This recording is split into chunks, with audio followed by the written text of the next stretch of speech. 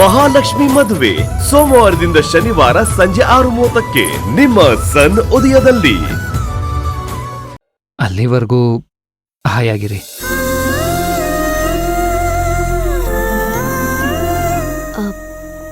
Thanks Virat, ನನ್ನ ಇಷ್ಟು ಚೆನ್ನಾಗಿ ಅರ್ಥ ಮಾಡ್ಕೊಂಡಿರೋದಕ್ಕೆ. ನನಗೆ ಒಂದು ಸ್ವಲ್ಪ ದಿನ ಟೈಮ್ ಕೊಡಿ. ಎವ್ರಿಡೇ ಕಾಯ್ತೀನಿ ಸಿಂಧು ಅವರೇ, ಯಾಕಂದರೆ ಅಪ್ಪ ಅನ್ನೋ ಪಟ್ಟ ಚಿಕ್ಕದಲ್ಲ.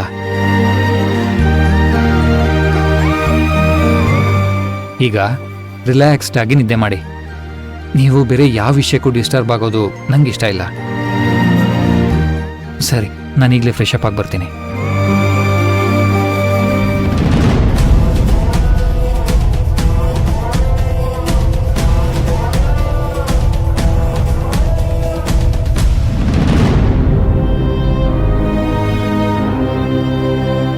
ಕುಮಾರ್, ಹೇಳಿ. ಹಾ, ನೀವು ಅರ್ಜೆಂಟ್ ಆಗಿ ಈಗಲೇ ನಮ್ಮ ಎಸ್ಟೇಟ್ಗೆ ಹೋಗ್ಬೇಕಪ್ಪ. ಎಸ್ಟೇಟ್ಗ? ಯಾಕೆ? ಅಲ್ಲಿ ವರ್ಕರ್ಸ್ಗೇನೋ ಪ್ರಾಬ್ಲಮ್ ಆಗಿದೆ ಅಂತ ಫೋನ್ ಬಂದಿತ್ತು. ನೀನ್ ಅಲ್ಲಿ ಹೋಗಿ ಅದೇನಾಗಿದೆ ಅಂತ ತಿಳ್ಕೊಂಡ್ ಬರ್ಬೇಕು.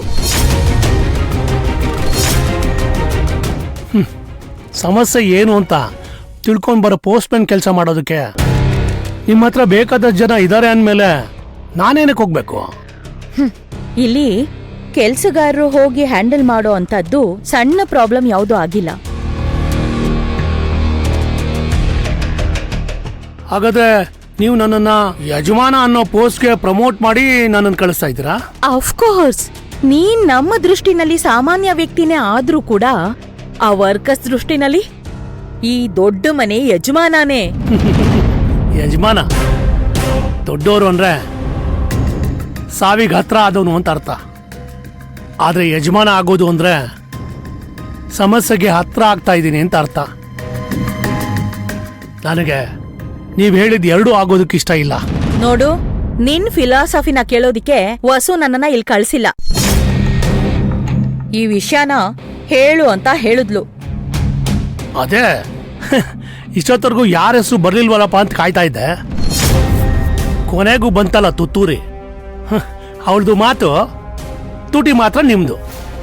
ನೋಡು, ನಾನು ವಸು ಇಬ್ರು ಸೇರಿನೇ ಈ ವಿಷಯ ಚರ್ಚೆ ಮಾಡಿ ಈ ನಿರ್ಧಾರಕ್ಕೆ ಬಂದಿರೋದು. ನಾನು ಹೋಗಲ್ಲ. ಯಾಕೆ? ನಾನು ತಗೊಳ್ಳೋ ಎಲ್ಲ ನಿರ್ಧಾರಕ್ಕೂ ನಿಮಗ್ ವಿವರಣೆ ಕೊಡಬೇಕು ಅಂತ ಯಾವ ಕಾನೂನು ಇಲ್ಲ. ನಾನು ಹೋಗಲ್ಲ ಅಂದ್ರೆ ಹೋಗಲ್ಲ ಅಷ್ಟೇ. ಹೋಗ್ಬೇಡಪ್ಪ, ಎಲ್ಲೂ ಹೋಗ್ಬೇಡ. ಇಲ್ಲೇ ಇದ್ದು ಚೆನ್ನಾಗಿ ತಿನ್ಕೊಂಡು ಗುಂಡ್ಕಲ್ನಾಗಿ ಕೂತ್ಕೊಂಡಿರು. ನಮ್ ಗುಂಡ್ಕಲ್ಲೇ ಎಷ್ಟೋ ವಾಸಿ, ಖಾರ ರುಬ್ಬಕ್ಕಾದ್ರೂ ಉಪಯೋಗಕ್ಕೆ ಬರುತ್ತೆ. ಗುಂಡ್ಕಲ್ಲು ಖಾರ ಅರಿಬೇಕಾದ್ರೆ ಸದ್ದು ಮಾಡುತ್ತೆ. ಆದ್ರೆ ನಾನು ಮುಚ್ಚಿಟ್ಟಿರೋ ಸತ್ಯನ ರಹಸ್ಯವಾಗಿ ಇಟ್ಕೊಂಡಿದ್ದೀನಿ ಅಂದ್ಮೇಲೆ ನನ್ ಗ್ರೇಟ್ ಅತ್ತೆ. ಜಾಸ್ತಿ ಮಾತಾಡ್ಬೇಡ. ನನ್ ಗಂಡ ನಿನ್ನನ್ ಕರ್ಕೊಂಡ್ ಬಂದಿದ್ದಾರೆ ಅನ್ನೋ ಒಂದೇ ಕಾರಣಕ್ಕೆ ನಾನು ಸುಮ್ನೆ ಇದ್ದೀನಿ. ಮಾವ ಕರ್ಕೊಂಡ್ ಬಂದಿದ್ದಾರೆ ಅನ್ನೋದಕ್ಕೋಸ್ಕರ ನೀವು ಸುಮ್ನೆ ಇದ್ದೀರಾ? ಇಲ್ಲ ಅತ್ತೆ, ಸುಮ್ನೆ ಇರೋದು ನಾನು. ಅದು ಮಾವನ್ ಕೊಟ್ಟಿರೋ ಮಾತುಗೋಸ್ಕರ, ಅವ್ರ ಮೇಲಿರೋ ಗೌರವಕ್ಕೋಸ್ಕರ. ಅಮ್ಮ, every past is not history and every present is not future. ಹಿಂದೆ ಯಾವತ್ತೋ ನಡೆದಿರೋದ್ರ ಬಗ್ಗೆ ಅದಕ್ಕೆ ವ್ಯಾಲ್ಯೂ ಕ್ರಿಯೇಟ್ ಮಾಡು ಅಂತ ನಿನ್ನನ್ನು ಕಳ್ಸಿಲ್ಲ ಇಲ್ಲಿ. ಅವ್ರನ್ನ ಎಸ್ಟೇಟ್ ಕಳ್ಸೋದಕ್ಕೆ ಅರೇಂಜ್ಮೆಂಟ್ ಆಗಿದೆ ಅಂತ ಹೇಳೋಕ್ ಬಂದೆ.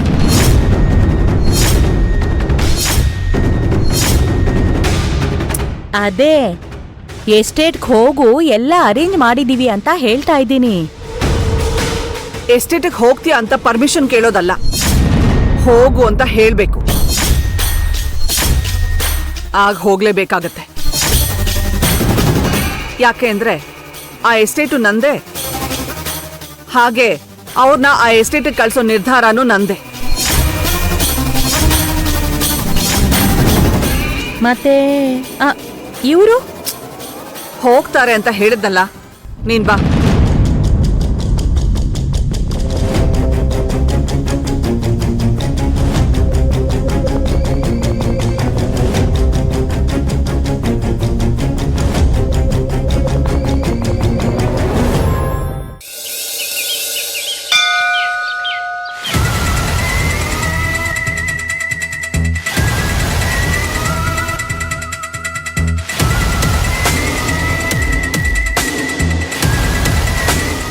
ಜಾನು, ಇವತ್ತು ನಿನ್ ಕೈಯಿಂದ ಈ ದೇಣಿಗೆ ಕೊಡಿಸ್ತಾ ಇರೋದು ನನ್ಗೆಷ್ಟು ಖುಷಿ ಆಗ್ತಿದೆ ಗೊತ್ತಾ?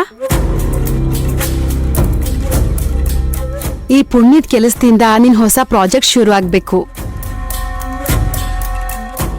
ಸರಿ ಅತ್ತೆ. ಮಮ್ಮಿ 50,000 ರೂಪಾಯಿ ನೋಟ್ ನೋಡ್ತಿದ್ರೆ ನನ್ ಕಣ್ಣೇ ಕುಗ್ತಿದೆ. ಇದ್ರಲ್ಲಿ ಒಂದು ನೋಟ್ ಮಿಸ್ ಆದ್ರೂನು ನನ್ ಮನ್ಸಿನ ದೇವ್ರ ಕ್ಷಮಿಸಲ್ಲ.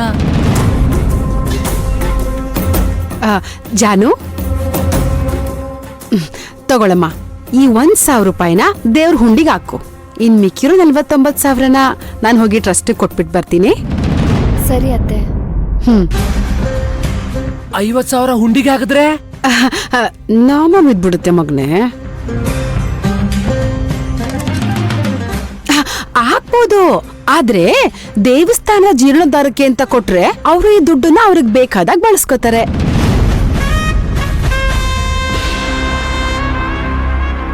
ನೀವ್ ಹೇಳೋದು ಸರಿಯಾಗೇ ಇದೆ ಅತ್ತೆ.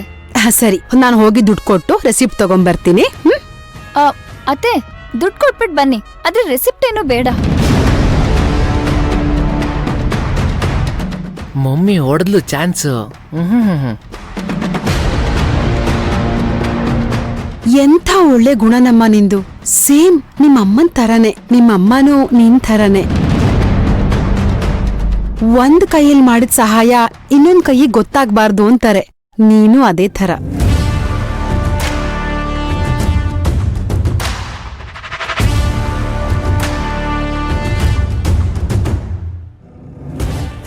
ನಿಮ್ಮಮ್ಮ ನಿನ್ ಬೆನ್ ಹಿಂದೆ ನಿಂತು ನಿನ್ನನ್ನ ಕಾಪಾಡ್ತಾರೆ. ಏನು ಯೋಚನೆ ಮಾಡ್ದೆ ಆ ದುಡ್ಡನ್ನ ದೇವ್ರ ಹುಂಡಿಗೆ ಹಾಕು. ಸರಿ ಅತ್ತೆ.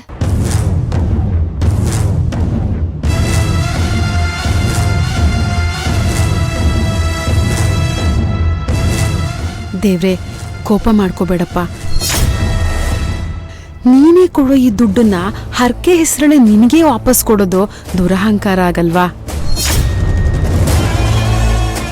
ಅದಕ್ಕೆ ತಪ್ಪು ಕಾಣಿಕೆ ಅಂತ 11 ರೂಪಾಯಿ ನಿನ್ನ ಹುಂಡಿಗೆ ಹಾಕ್ಬಿಡ್ತೀನಪ್ಪ. ಪ್ಲೀಸ್ ನನ್ನ ಮಗನ್ನು ಕಾಪಾಡಪ್ಪ. ದೇವ್ರೆ, ಹೀಗೆ ಜಾನು ನಮ್ಮ ಮಾತು ಕೇಳ್ತಿದ್ರೆ ನಾವ್ ಅನ್ಕೊಂಡಿದ್ ಕೆಲ್ಸ ಆಗುತ್ತೆ. ಒಟ್ನಲ್ಲಿ ಮಾವನ ಹತ್ರ ಕೈ ಚಾಚೋ ತಪ್ಪುತ್ತೆ. ಕಾಪಾಡಪ್ಪ ದೇವ್ರೇ.